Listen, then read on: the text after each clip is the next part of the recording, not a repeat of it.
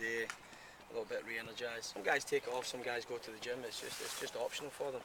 I always say to them, if I give you the day off and we come in on the Thursday, don't complain that you're tired because you went to the gym and did extra work with Kareem.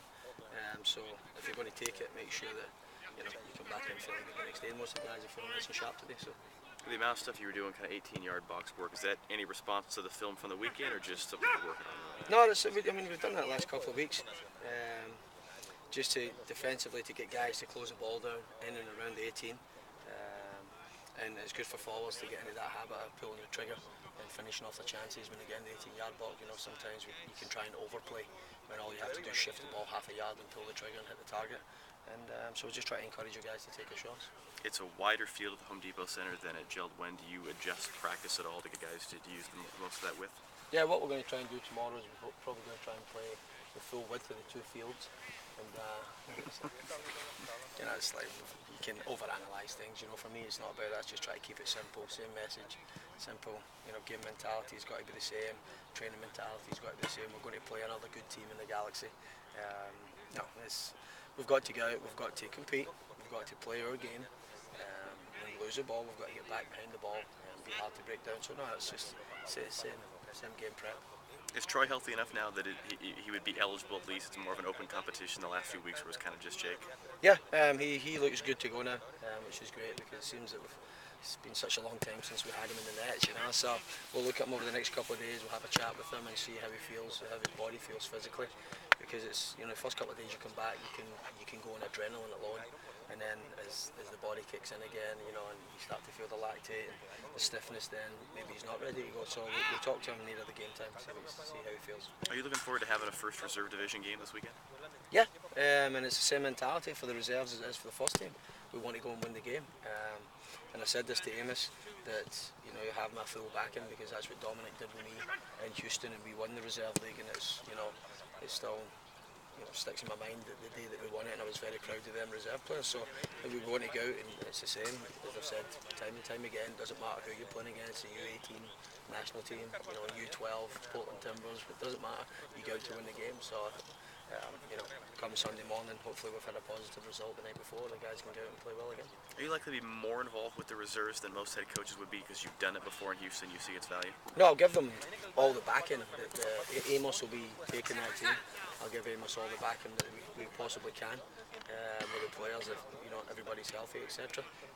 But we want to go and put a good show on. I mean, if you're putting a Timbers uniform on, then you want to go and win games. LA's a pretty loaded team. What worries you most about them, if anything, and how do you plan to attack them? How do you plan to neutralize them? Dallas were the same. They've got the MVP of the league, David Ferreira, highly talented player.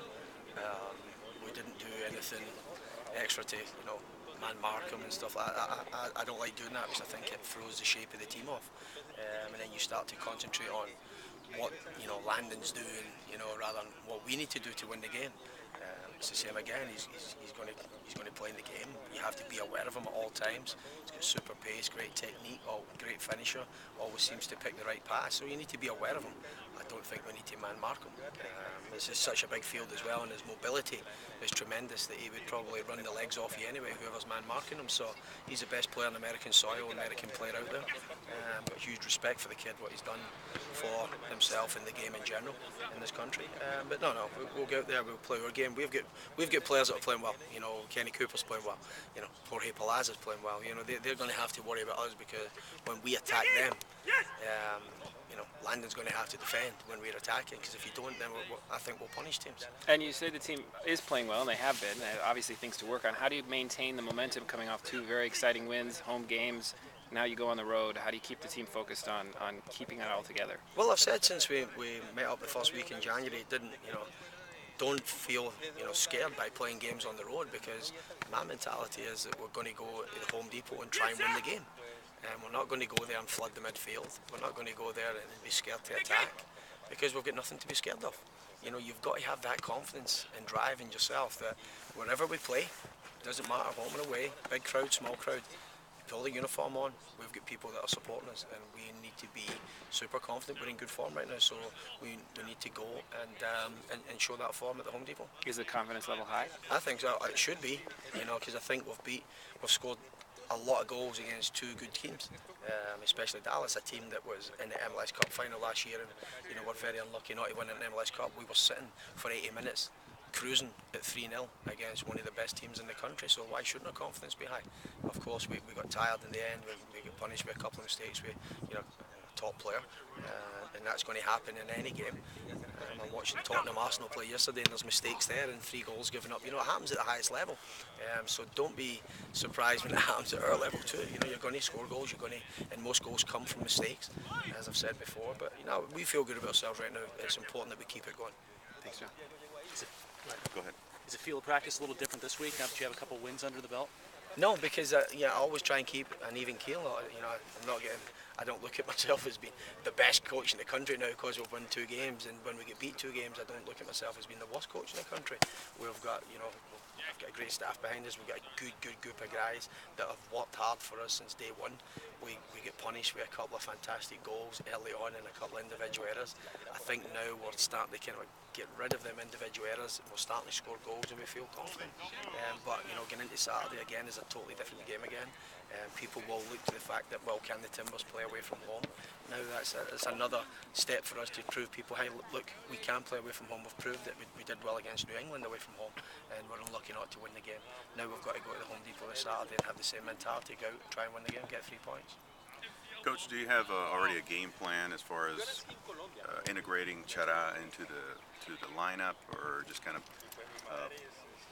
Well, I mean, he's a super player. We've tracked him since away last October, November of 2010. We've been trying to get him.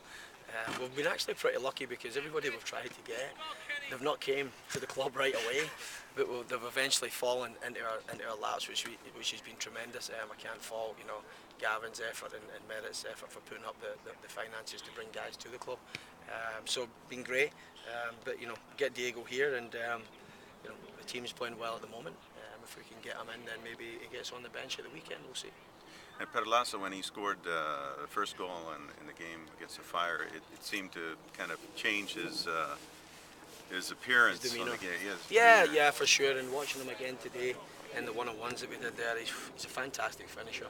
He's got such an explosive 2 steps. He can shift the ball half a yard and pull the trigger. He excites me, and you could not meet a nicer individual away from the game. He's came in. Some foreign players come to this league, and they see the strengths and the weaknesses here. And one of the strengths is how athletic it is and how powerful this league is. He has really taken that on board. He's been in the gym. He's been working hard at his strengths because that's what top players do. They adapt to different cultures, and he's taken the right steps forward to do that. Thanks, Coach.